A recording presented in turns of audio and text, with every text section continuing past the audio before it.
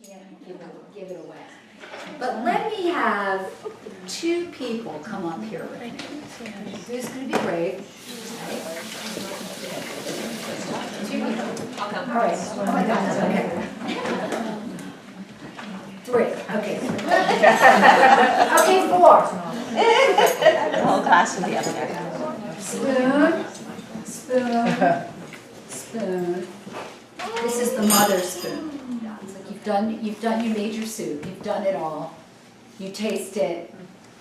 This is where the magic happens. So I'm gonna have you taste it, and on a scale of 1 to 10, 10 being and 1 being I would not feed this to anybody. Even my dog. Okay. Okay. And I also want you to know that even though I put salt in as I was going, there's no salt in the stock. Okay, so there's on a scale of 1 to 10. 7. It's amazing. Mine also had so many, and it kept going. It's kind of like wine. Gives you a long flavor. It just had long flavor. Okay. 8.75.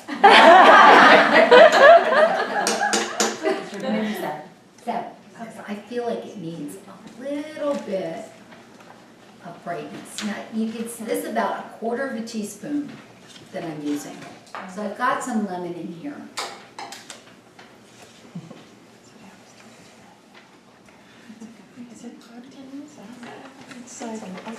Does it ever come out as a 10 the first time around? It's changed. Okay, so for you, it went from a 7 to a 8.5. So it changed. So now the flavor is shorter. Okay, 9. 9. So it went up. Okay, once I added the acid, all of a sudden the flavors started to maybe meld a little bit more. They integrated a little bit more. And I think we could even go a little bit farther. So this is what I'm going to do. I'm going to add, this is a pinch of salt. Because it needs to come forward. And remember, like 6.5 cups of stock in here that doesn't have any salt. And I may have put in, less than 1/2 teaspoon in this whole pot. So 3 pinches of salt. I'm going to bump up the lemon even more. Is that just regular lemon? This is a Meyer lemon. So if you're using regular lemon, you probably won't need as much. Okay, and then I'm going to do the little drape of mape here, and I'm going to use. I'm measuring here. This is about 1/4 teaspoon. That's it. Okay. Now, bring a spoonful.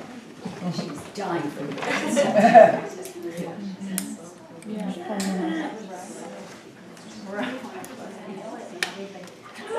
I knew she went, It is. It just like boom. Better? Better, but more, I don't actually like as much sweet Okay. as that, but it's still a 9+. Absolutely amazing. Okay. Great. Okay. So if, like for you, right, that you could add, literally, if I were going to do this, I would add just a little bit more. And that would be it for me. Maybe Maybe less less sweet. So good now. Okay. All right, I'm not going to touch it. We made this Moroccan chermoula, which is just kind of like a Moroccan pesto, sans nuts. All right, so now I want you to come up nice and close. And over the pot, put the spoon over the pot, like this. Now, wait a minute, don't go anywhere.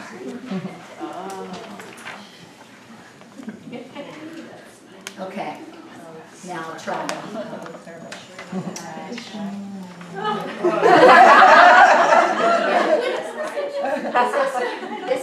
It's a Moroccan Moroccan chermoula that I use to finish the soup with. Oh, can we use that like over pasta? Yes, everything. Fish, chicken, yep. I'm doing this because every soup, this is in the section of the book called the soup toppers. And, okay. Damn. There you go.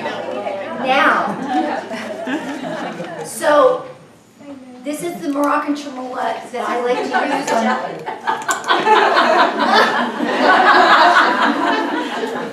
You guys, you did your job. Thank you. This is what I call a dollop of yum. This is like the pin that goes on the black dress. It's like edible makeup. It's the thing that takes your soup from this is good to oh my God. I use this on fish, chicken, grains, vegetables, everything. These can be made and frozen. So if you have leftover herbs, right, you can put them in a little mini Cuisinart, mini prep, or a blender with some olive oil, lemon juice, sea salt, blend them all up, put it in a little container and freeze. If you made this, this lasts for like 10 days in the refrigerator. So you're making like salmon or something, right? You put some of this over it and you've taken it to another dum dum. Well, it can stay in the freezer for 3 to 6 months.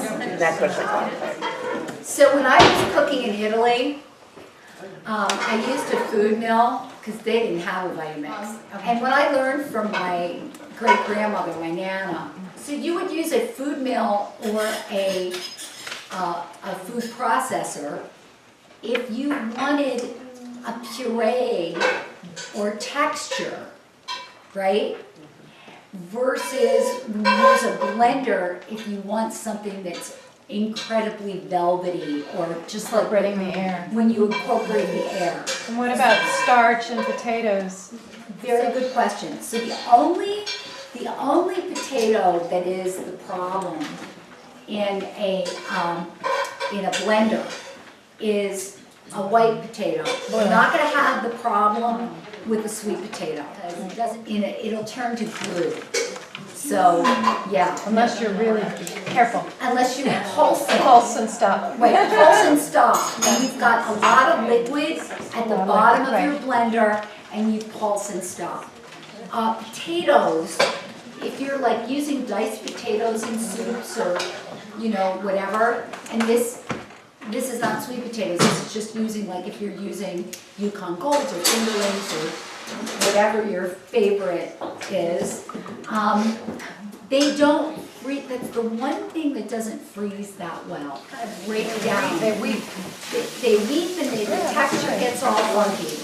So, and they also are pigs because they suck up all the broth, and then you like have nothing left. I add it in at the end, right? But I make sure that my potatoes are seasoned, right? Because if they're not seasoned, then what you're going to do is you're going to have this flavorful soup and you're going to bite into a potato and it's going to be kind of bland.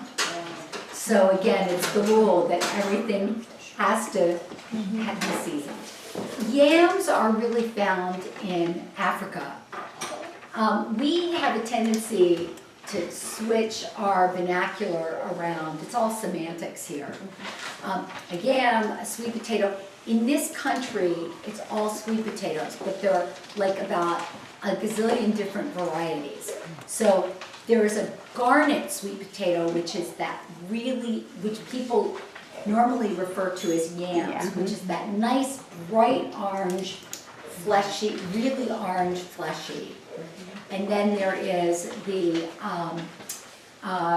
there's the Japanese sweet potato, which is purple inside, which is full of phytonutrients and one in particular is called anthocyanins, which are found in blueberries and all those dark pigment fruits. Japanese one?